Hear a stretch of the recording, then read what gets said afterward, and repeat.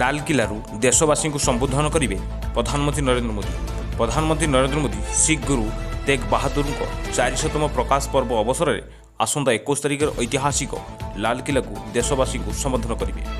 ଏହି ଅବସରରେ ସେ ଏକ ମୁଦ୍ରା ଓ ଡାକ ଟିକେଟ୍ ବି ଜାରି କରିବାର କାର୍ଯ୍ୟକ୍ରମ ରହିଛି। ସଂସ୍କୃତି ମନ୍ତ୍ରାଳୟ ଏହି ସୂଚନା ଦେଇ କହିଛି ଯେ ଲାଲକିଲ୍ଲାରେ ଏକ ସମାରୋହ ଆୟୋଜନ କରାଯିବ। କେନ୍ଦୁପତ୍ର ତୋଳାଳୀଙ୍କ ପାଇଁ 240 କୋଟି।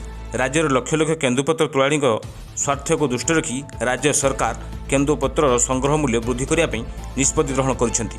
ଏହି ନିଷ୍ପତ୍ତି ଅନୁଯାୟୀ 2022 ଫସଲ ବର୍ଷ ଉଭୟ ପ୍ରୋସେସ୍ ଅଞ୍ଚଳ ଓ ଫାଲ ଅଞ୍ଚଳ କେନ୍ଦୁପତ୍ର ସଂଗ୍ରହ ମୂଲ୍ୟରେ ବୃଦ୍ଧି କରାଯାଇଛି।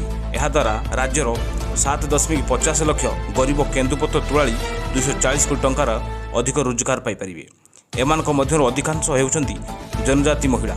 ଏହା ସହିତ ରାଜ୍ୟ ସରକାର ପକ୍ଷରୁ ବୋନସ୍ ଓ ବିଭିନ୍ନ ଭତ୍ତା ବାବଦରେ ମଧ୍ୟ 120 କୋଟି ଟଙ୍କା ମଞ୍ଜୁର କରାଯାଇଛି। ଏହାଦ୍ୱାରା 8 ଲକ୍ଷ କେନ୍ଦୁପତ୍ର ତୋଳାଳୀ, ବନ୍ଧାଳୀ ଓ ଅନ୍ୟାନ୍ୟ କର୍ମଚାରୀ ଉପକୃତ ହେବେ। ବଢ଼ିଲା ଓମଫେଡ୍ ଦର। ସବୁ ଅତ୍ୟାବଶ୍ୟକ ସାମଗ୍ରୀର ଦର ବଢ଼ିବା ପରେ ଏବେ ଓମଫେଡ୍ ଦର ଲିଟର ପିଛା 2 ଟଙ୍କା ବୃଦ୍ଧି ପାଇବ। ଏପ୍ରିଲ 21 ତାରିଖରୁ ନୂଆ ଦର ଲାଗୁ ହେବ। ଶେଷ ଥର ପାଇଁ 2020ରେ ଓମଫେଡ୍ କ୍ଷୀର ଦର ଲିଟର ପିଛା 2 ଟଙ୍କା ବୃଦ୍ଧି ପାଇଥିଲା। ଓମଫେଡ୍ ପକ୍ଷରୁ ଏକ ପ୍ରେସ୍ ବିବୃତ୍ତିରେ କୁହାଯାଇଛି ଯେ ଦୁଗ୍ଧ ଉତ୍ପାଦନ ସହ ପ୍ରତ୍ୟକ୍ଷ ଓ ପରୋକ୍ଷ ଭାବେ ଜଡ଼ିତ ବିଭିନ୍ନ ସାମଗ୍ରୀର ମୂଲ୍ୟ ବୃଦ୍ଧି ହୋଇଛି। ବିଜୁଳି, ପ୍ୟାକେଟିଂ, ପରିବହନ ଓ ଗାଈ ଦାନାର ମୂଲ୍ୟ ବୃଦ୍ଧି ପାଇଛି।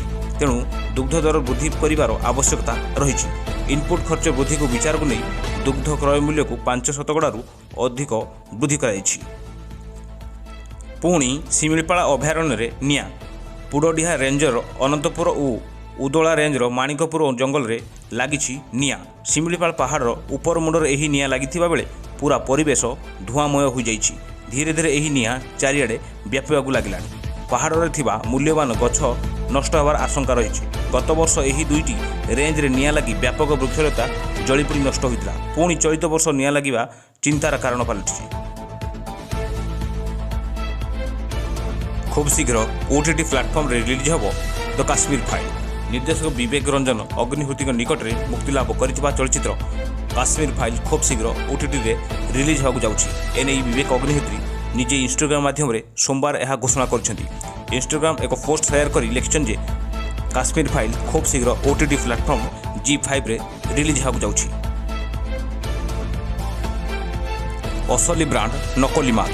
ନକଲି ଜିନିଷ ହଉ ପାଲୁଛି କଟକ।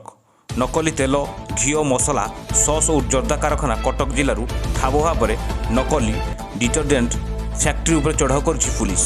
କଟକ ମାଲଗୋଦାମ ପୁଲିସ ଟାଙ୍ଗି ଓ ମହାଙ୍ଗା ଅଞ୍ଚଳରେ ଥିବା ନକଲି ଡିଟର୍ଜେଣ୍ଟ ଫ୍ୟାକ୍ଟ୍ରି ଉପରେ ଚଢ଼ାଉ କରିଛି। ଚଢ଼ାଉ ବେଳେ ବିପୁଳ ପରିମାଣରେ ଡିଟର୍ଜେଣ୍ଟ ସାମଗ୍ରୀ ଓ ଦାମୀ କମ୍ପାନୀର ଷ୍ଟିକର ଜବତ କରାଯାଇଛି। ଏହି ଘଟଣାରେ ପୁଲିସ ଜଣେ ବ୍ୟବସାୟୀଙ୍କୁ ଅଟକ ରଖିଛି। ଦୂତୀଙ୍କ ପ୍ରେମରେ ଫାଟ। ଦୌଡ଼ରାଣୀ ଦୂତୀଚାନ୍ଦଙ୍କ ପ୍ରେମରେ ଫାଟ। ପ୍ରେମିକାଙ୍କ ସହ ମନାନ୍ତର ପରେ ନିଜ ମନର କୁହକୁ ବଖାଣିଛନ୍ତି ଦୂତୀ। ନିଜ ହ୍ୱାଟ୍ସଆପ୍ ଷ୍ଟାଟସରେ ଏପରି କିଛି ଲେଖି ନିଜର ମନ ଦୁଃଖକୁ ବଖାଣିଛନ୍ତି ଦୌଡ଼ରାଣୀ। ସେ ନିଜ ହ୍ୱାଟ୍ସଆପ୍ ଷ୍ଟାଟସରେ ତାଙ୍କ ପ୍ରେମର ବିବାଦକୁ ସେୟାର କରିବା ସହିତ ପ୍ରେମିକାଙ୍କ ସହ ମତାନ୍ତରର ଚାଟ୍କୁ ସେୟାର କରିଛନ୍ତି। ବୁଷ୍ଟର ଡୋଜ୍ ନ ନେଲେ ବିପଦ।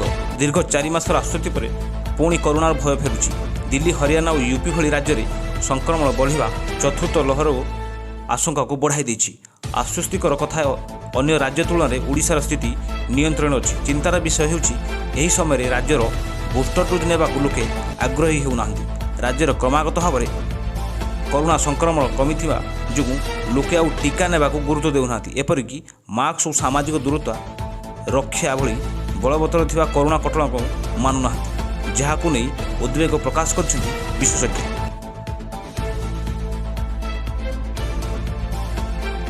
ଅସମ୍ଭାଳ ହେଲାଣି ତାତି। ପ୍ରତିଦିନ ନୂଆ ନୂଆ ରେକର୍ଡ ଭାଙ୍ଗୁଛି ତାତି।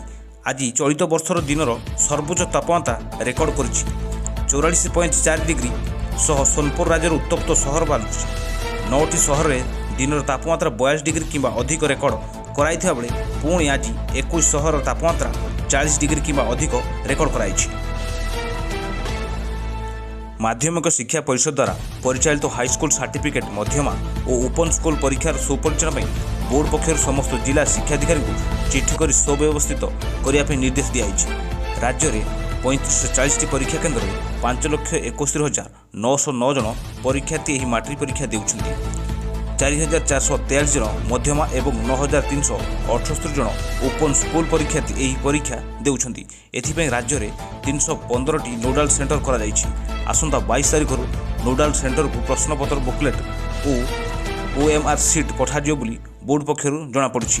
ନୋଡାଲ ସେଣ୍ଟରଗୁଡ଼ିକରେ 24 ଘଣ୍ଟିଆ କଡ଼ା ପ୍ରହରା ବ୍ୟବସ୍ଥା ସହ ପରୀକ୍ଷା ସମୟରେ ପରୀକ୍ଷା କେନ୍ଦ୍ରଗୁଡ଼ିକରେ ବ୍ୟାପକ ସୁରକ୍ଷା ବ୍ୟବସ୍ଥା ଯୋଗାଇ ଦେବାକୁ ଜିଲ୍ଲା ଏସ୍ପିମାନଙ୍କୁ ନିବେଦନ କରିଛନ୍ତି। ବୋର୍ଡ ସଭାପତି 2ଟି ସିଟିଂରେ ବୋର୍ଡ ପରୀକ୍ଷା କରାଯାଉଛି। ସକାଳ 8ଟାରୁ 10ଟା ପର୍ଯ୍ୟନ୍ତ ପ୍ରଥମ ସିଟିଂ ଏବଂ 11:30ଟାରୁ 1:30 ପର୍ଯ୍ୟନ୍ତ ଦ୍ୱିତୀୟ ସିଟିଂ ପରୀକ୍ଷା ହେବ ବୋଲି ନିଷ୍ପତ୍ତି ନିଆଯାଇଛି। ଅନ୍ୟପକ୍ଷରେ ଆଡମିଟ୍ କାର୍ଡ଼ ଆଜିଠାରୁ ଡାଉନଲୋଡ୍ ଆରମ୍ଭ ହୋଇଛି।